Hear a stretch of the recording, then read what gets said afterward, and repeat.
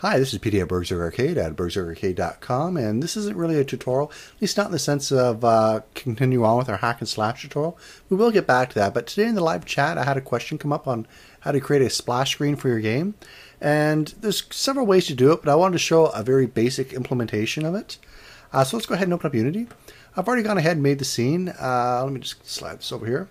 If you open up the scene, there's nothing there. There's a GUI text, as you can see. I'll click it. And we can see all the properties over here. All I've really done is just added my logo, which is just the BurgZerg Arcade logo right there.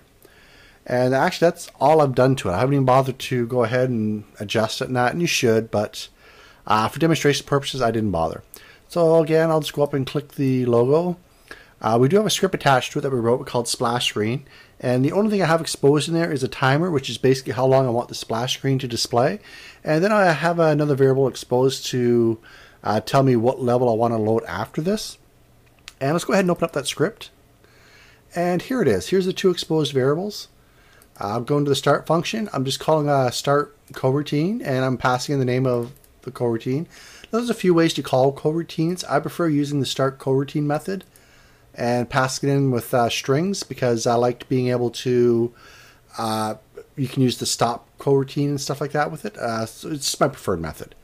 And we come down, typical wait for seconds. So I'm going to wait for an amount of time. By default it's 2. Of course, in the editor you can change that. And then it's going to go ahead now and load the level up that I've specified. And the reason why I did it this way here is it's very easy to expand upon this. One of the things I liked using my splash screen for, as I was talking about in the live show today, was back when I was doing a lot of iPhone development for the iPhone 3G.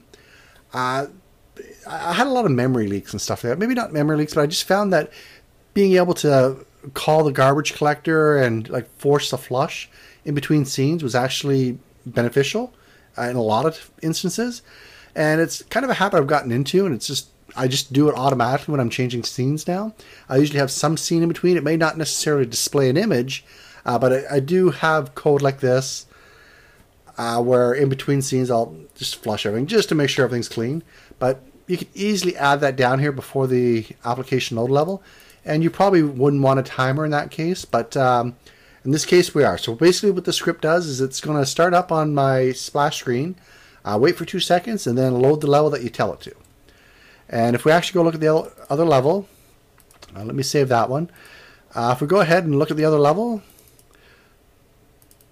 I have nothing in it. So let's actually go ahead and add a cube or something like that, just so we know we're there. So I'll drop cube in. Let's go ahead and actually zero this out. And let me just take a look. Well, you can see it. It's not very pretty, but I'm not going to go ahead and throw a directional light and everything else on it. Let's go back. Actually, I have 2 level ones here, you might notice. I have this one, and I have this one. So let's save that one. Here's the one I originally made. So I'm going to go ahead and delete this one. I knew I'd made another one. I just forgot where I put it. And let's go ahead and start this up. So we'll start it up, and let's start up on the right level. Actually, I don't think I have the levels added to my... Yep. I get an error down there because it can't find the level it needs to go to. And if we go to build settings and take a look, I don't actually have my levels added there. So let's go ahead and add them. Since I'm going by name, it really doesn't matter the order that they're in, as long as the one I want to start with, which will be my splash screen. So if I had 20 different levels here, since I'm loading them up by name, it doesn't matter the order, except I want splash screen first. Just a little FYI. So let's close it back down. I'm going to clear up my error. We'll hit play. I get my screen, and 2 seconds later it goes all the way to my next scene. So there you go.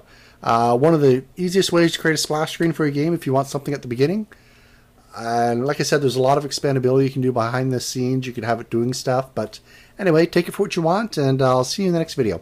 Bye-bye.